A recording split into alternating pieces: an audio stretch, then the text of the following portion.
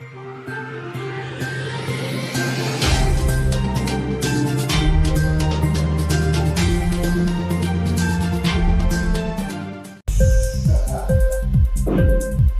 TV prime time news కి స్వాగతం.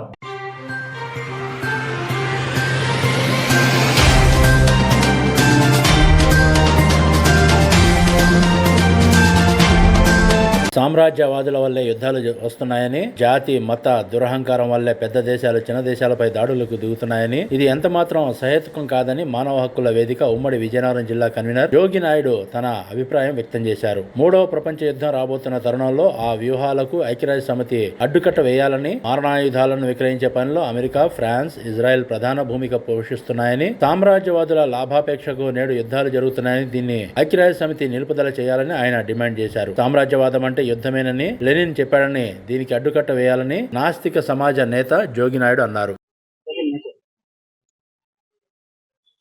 మానవ హక్కుల వేదిక ఉమ్మడి విజయనగరం జిల్లా శాఖ కన్వీనర్గా నేను ఉంటున్నాను. నా పేరు బంకురు జోగినాయుడు. కొన్ని శతాబ్దాల నుంచి ప్రపంచంలో వివిధ దేశాల మధ్య యుద్ధాలు జరుగుతున్నాయి. దీని ముఖ్యంగా సామ్రాజ్యవాదుల తాలూకా సామ్రాజ్యవాద దేశాధినేతల అత్యంత క్రూరమైన లాభాపేక్ష ప్రధాన కారణం.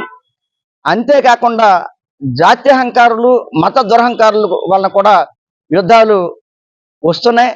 దీనివల్ల లక్షల మంది కాదు ప్రజలు, కోట్ల మంది ప్రజలు చనిపోతున్నారు. మరి ఇటీవల రష్యా పెద్ద దేశం ఉక్రెయిన్ మీద దాడి చేస్తుంది. అంటే పెద్ద దేశాలు చిన్న దేశాలని ఆక్రమించడం ప్రయత్నం అనేది సరైనది కాదు. ఇది మానవ హక్కులకు భంకరం. అలాగనే జాత్యహంకారం వల్ల రెండో ప్రపంచ యుద్ధం హిట్లర్ వలన, మత దురహంకారం వలన కూడా వివిధ దేశాల మధ్య ఘర్షణలు వస్తున్నాయి, చాలా మంది చనిపోతున్నారు. ఇది సామాన్యమైన, ఇది ఒక రకమైన మారణహోమం. ఇజ్రాయిల్ అనేది పాలస్తీనా ప్రజలను మొత్తంగా మారణహోమం సాగించింది. కానీ అమెరికా ఊరుకోకుండా వాళ్ళ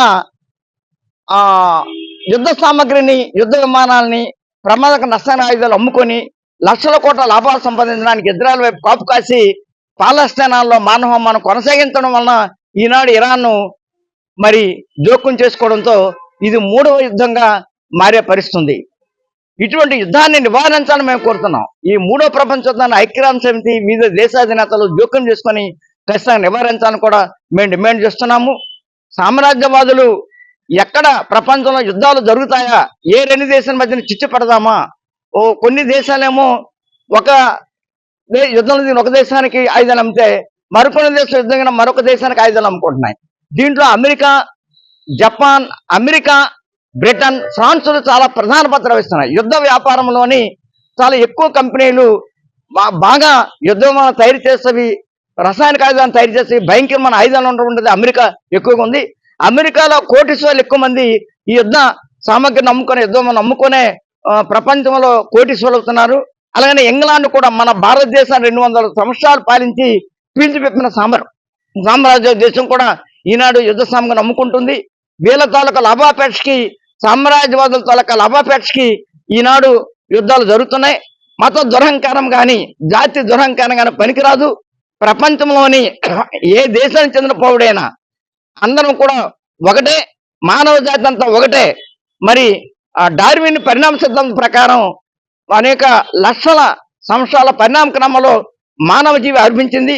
ప్రపంచంలో ఏ దేశంలో పుట్టినా, ఏ చోట పుట్టినా అన్ని కులస్తులు, అన్ని దేశస్తులు మానవ జాతికి చెందిన వారనే అన్ని దేశాల ప్రజలు, దేశాధినేతలు గుర్తించాలని, ఈ యుద్ధాన్ని నివారించాలని మేము కోరుకుంటున్నాం. సామ్రాజ్యవాదం అంటే యుద్ధం అని లెనిన్ చెప్పాడు.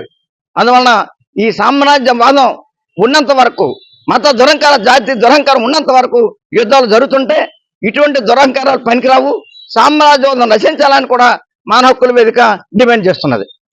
ఇంక్లాబ్ టీవీ వీడియోలు మీకు నచ్చినట్లయితే లైక్ చేయండి, షేర్ చేయండి, కమెంట్ చేయడం మర్చిపోకండి. సబ్స్క్రైబ్ చేయని వాళ్ళు వెంటనే సబ్స్క్రైబ్ చేసుకోండి. మా వీడియోలు మీరు వెంటనే చూడాలనుకుంటే కింద ఉన్న గంట సింబల్ని గట్టిగా కొట్టండి.